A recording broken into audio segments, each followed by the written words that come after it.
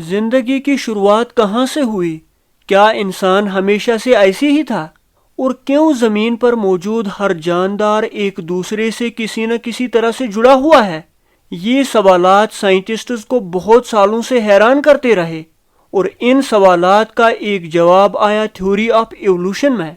19th century में Charles Darwin ने एक हैरान कर देने वाली थ्योरी दी।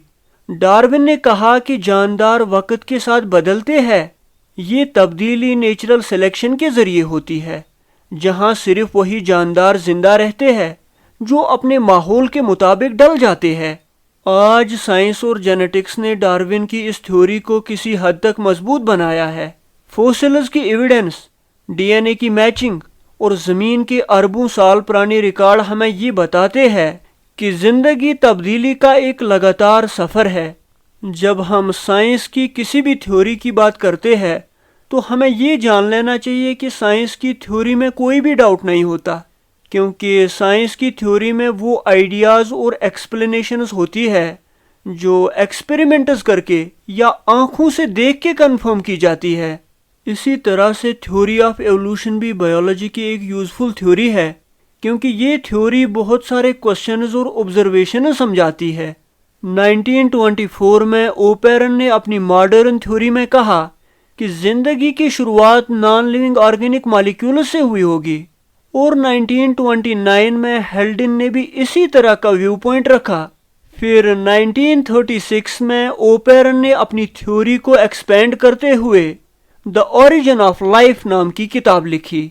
ओपेरन की इस थ्योरी के मुताबिक ज़मीन 4500 मिलियन साल पहले ओरिजिनेट हुआ। फिर जब ज़मीन ठंडा हो रहा था तो इसका एटमॉस्फेयर भी उस टाइम रिड्यूस्ड था। फिर इस प्रिमिटिव एटमॉस्फेयर में nitrogen, hydrogen, ammonia, methane, carbon monoxide और वाटर प्रेजेंट था। इसके अलावा ओपेरन की थ्योरी के मुताबिक लाइटनिंग और अल्ट्रावायलेट रेज की वजह से इलेक्ट्रिक डिस्चार्जेस की फॉर्म में ज़मीन पर एनर्जी भी अवेलेबल थी, और जो ज़मीन का क्रस्ट बनता गया, ये क्रस्ट फोल्डेड था यानी टेढ़ा मेढ़ा था, और सैकड़ों सालों तक तेज हवाएं और बारिश होती रही, और ये बारिश का पानी गहरी जगहों पर जमा होता रहा। इसके बाद 1953 में ओपेरन की theory of origin of life को देखते हुए एक अमेरिकन साइंटिस्ट स्टैनली मिलर ने एक्सपेरिमेंट किया। मिलर ने एक फ्लास्क में 0 डिग्री सेल्सियस टेम्परेचर पे मीथेन, अमोनिया और हाइड्रोजन 2:1:2 के रेशो में भर लिए। फिर ये फ्लास्क गैस ट्यूब की मदद से दूसरे फ्लास्क के साथ कनेक्ट किया गया जिसमें पानी भरा गया था। फिर इस मीथेन, अमोनिया, हाइड्रोजन वाली फ्लास्क में टंगस्टन के 2 इलेक्ट्रोड डाले गए और 60,000 वोल्ट्स का करंट 7 दिनों तक पास किया गया। 7 दिन खत्म होने पे जब वेपर्स कंडेंस हुए तो यूट्यूब में एक रेड कलर का सबस्टेंस पाया गया। इस रेड सबस्टेंस को एनालाइज करने पे उसमें एमाइनो एसिड्स, ग्लाइसिन और नाइट्रोजीनियस बेसिस पाई गई, यानी वो सबस्टेंसेस जो एक लिविंग सेल के न्यूक्लियस में प्रेजेंट होते हैं। अब लैमार्क की थ्योरी ऑफ एक्वायर्ड कैरेक्टर्स देख लो। कुछ लोगों का मानना था कि अगर कोई ऑर्गन ज़्यादा इस्तेमाल किया जाए तो वो डेवलप होता है, और अगर इस्तेमाल न किया जाए तो ख़त्म हो जाता है, और यही कैरेक्टर्स बच्चों में ट्रांसफ़र होते हैं। इसे इनहेरिटेंस ऑफ एक्वायर्ड कैरेक्टर्स कहा गया। इस पर लैमार्क ने बुक लिखी फिलोसफिक ज़ूलॉजिक। लैमार्क की थ्योरी का मतलब था अगर छपकली टांगों का इस्तेमाल न करे तो आहिस्ता आहिस्ता टांगें ख़त्म हो जाएंगी और बच्चे टांगों के बगैर पैदा होंगे। इसी तरह से जिराफ दरख्त के पत्ते उतारने के लिए गर्दन खींचता है और ये लंबी गर्दन बच्चों में ट्रांसफर होती है। लेकिन ये थ्योरी डिस्कार्ड की गई, यानी इसे गलत साबित किया गया, क्योंकि लॉजिकली ये थ्योरी काम ही नहीं करती। यानी अगर किसी शख्स का एक्सीडेंट होगा और एक टांग कट जाएगी तो उसके बच्चे एक टांग वाले पैदा नहीं होंगे, यानी जिंदगी में हासिल किया गया कैरेक्टर या खोया हुआ कैरेक्टर बच्चों में ट्रांसफर नहीं होता। अब डार्विन की थ्योरी ऑफ एवोल्यूशन देख लो। डार्विन एक नेचुरलिस्ट था जिसने बहुत सारी स्पीशीज ऑब्जर्व की। वो पैसिफिक ओशन के गैलापागोस आइलैंड्स पे गया और वहाँ फिंच बर्ड्स के अलावा बहुत सारे एनिमल्स देखे और एक किताब लिखी द ओरिजिन ऑफ स्पीशीज। इस किताब में डार्विन ने पहली बात ये एक्सप्लेन की कि एक स्पेशीज के इंडिविजुअल सेम नहीं होते बल्कि उनमें कुछ वेरिएशंस होते हैं। दूसरा ये कि एक स्पेशीज के इंडिविजुअल्स रिसोर्सेज के लिए आपस में compete करते हैं, यानी फूड और स्पेस के लिए। तीसरा ये कि इस कंपटीशन के दौरान कुछ इंडिविजुअल्स की डेथ होती है और कुछ सर्वाइव करते हैं। और चौथा ये कि एक स्पेशीज के जिन इंडिविजुअल्स में एडवेंटेशियस वेरिएशंस होते हैं, यानी जिन इंडिविजुअल्स की बॉडी में आसपास के माहौल के मुताबिक चेंजेस आए होते हैं, उनके सर्वाइव करने के ज़्यादा चांसेस होते हैं और वही इंडिविजुअल्स रिप्रोडक्शन करके स्पेशीज को आगे बढ़ाते हैं। इस प्रोसेस को नेचुरल सिलेक्शन कहा गया। और जब एक इंडिविजुअल की बॉडी में माहौल के मुताबिक कुछ चेंजेस आते हैं, यानी फेवरेबल वेरिएशंस आते हैं, उन वेरिएशंस को एडाप्टेशंस कहा जाता है, क्योंकि वो इंडिविजुअल माहौल के मुताबिक कुछ वेरिएशंस एडॉप्ट करता है। ये सारे पॉइंट्स डार्विन तब बता पाया जब उसने गैलापागोस आइलैंड्स पर फिंच बर्ड्स को ऑब्जर्व किया। उसने देखा कि सारे फिंच बर्ड सेम थे, लेकिन उनकी चोंच डिफरेंट थी। फिर उसने कंक्लूजन निकाला कि उन फिंच बर्ड्स के एंसेस्टर्स सेम है, लेकिन जो चोंच में डिफरेंस है ये इन बर्ड्स में खाने के हिसाब से फेवरेबल वेरिएशंस यानी अडॉप्टेशंस हुई है। जैसा कि लंबी चोंच वाले फिंच बर्ड्स इंसेक्ट्स खाते थे और छोटी चोंच वाले फिंच बर्ड्स सीड्स खाते थे।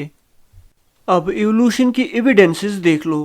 पहला है फॉसिल एविडेंसेस, यानी अगर हम ये कहें कि आज जो स्पेशीज जिंदा है वो उन स्पेशीज से बनी है जो आज एग्जिस्ट नहीं करती, तो हमें उन पुरानी स्पेशीज के फॉसिल्स मिलने चाहिए। इस बात का जवाब ये है कि हाँ, हमें उन स्पेशीज के फॉसिल्स मिले हैं जो आज एग्जिस्ट नहीं करती, और वो फॉसिल्स आज की स्पेशीज के साथ मिलते हैं। इस डायग्राम में भी देख लो।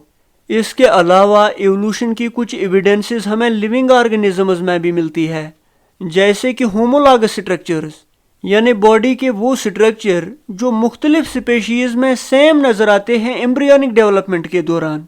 जैसे एक परिंदे की विंग्स और एक ह्यूमन फीटस की 4 आर्म्स सेम नजर आती हैं एम्ब्रियोनिक डेवलपमेंट के दौरान।